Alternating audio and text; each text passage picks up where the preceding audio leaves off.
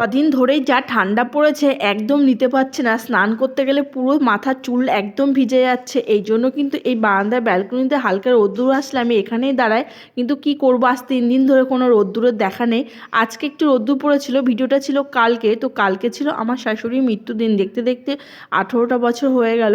আজ তাই উপলক্ষে কিন্তু স্নান টান করে সকাল সকাল ঠাকুর ঘরে চলে গেছিলাম পুজো করতে। আর আমার গপুরা দেখো, শীতে দেখেই মনে হচ্ছে গপুদের খুব ঠান্ডা লেগেছে। আমাদের লাগবে, গপুদের লাগবে না। এই জন্য কিন্তু গপুকে কালকে নতুন সোয়েটার পরানো হয়েছিল আর গুড়ের রসগোল্লা দিয়ে ভোগ দেওয়া হয়েছিল। এদিকে কিন্তু বড় বাজার দিয়ে গেছে। বড় বাজারে দেখি যে বেগুন এনেছে, আদা, টমেটো এইগুলো এনেছে।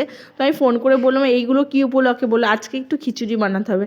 তাই কিন্তু খিচুড়ি বানাতে রান্নাঘরে চলে গেছিলাম। আর এই বেগুন ভাজা যে খেতে কী ভালোবাসে আমার বরমশাই, সেটা বলার মতো না। এই জন্য কিন্তু চিনি টিনি দিয়ে বেগুনটাকে মাখিয়ে রেখেছিলাম আর লম্বা লম্বা করে ভেজেছিলাম। এতটাই ঠান্ডা ছিল যে আমি যখন বেগুন ভাজা করছিলাম না, দেখতেই পাবে ভিডিওতে, হাত দিয়ে দিয়ে তুলেছে। আর বাইরে ওয়েদারটা দেখো, একদম কুয়াশা, যেন মনে হচ্ছে দ্বিতীয় দার্জিলিংয়ে বেড়াতে এসেছি। এত ঠান্ডা পড়ছে কি বলবো। আর এই দেখো আমার কাণ্ড, মানে খুন্তির আর কোনো প্রয়োজন নেই, হাত দিয়ে কিন্তু আমি বেগুন ভাজা তুলে নিচ্ছি। এতটাই ঠান্ডা ছিল হাত, যেহেতু স্নান করে ঠাকুর ঘরে গেছিলাম পুজো করতে, এত ঠান্ডা লেগে গেছে হাতটার, যেন একদম আঙুলগুলো সব ঠান্ডায় অবশ হয়ে আসছে। এই জন্য কিন্তু আমি সেদিন হাত দিয়েই বেগুন ভাজা তুলেছিলাম। আর এখানে দেখো খিচুড়ির প্রিপারেশন চলছে খিচুড়ি বানানোর জন্য। আর গরম গরম খিচুড়ি সেদিন কিন্তু দারুণ খেয়েছিলাম কালকে।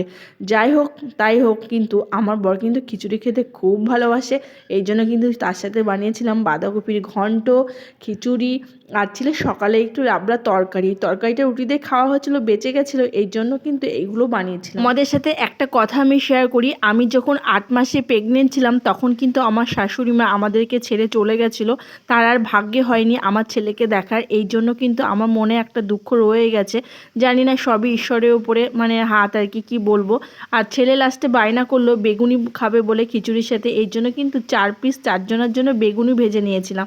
ছেলে বলল মা আমি খিচুড়ি বাঁধাকপির সাথে বেগুনি খেতে ভালো লাগে। এই দিনটাতে প্রত্যেক বছরই কিন্তু মন্দিরে দিয়ে আসা হয় আর কি ভোগের জন্য। শাশুড়ি মায়ের নামে দিদিভাই গেছিলো দিতে। আমি না প্রত্যেকবার প্রসাদ আনতে যাই, কিন্তু এত ঠান্ডা পড়াতে এবছর আর যাওয়া হয়নি। দেখতেই পাচ্ছ শীতে কেমন মানে আমরা কাঁপছি। আমার তো ভীষণই শীত করছে। তোমরা সবাই ভালো থেকো, সুস্থ থেকো, সাবধানে থেকো।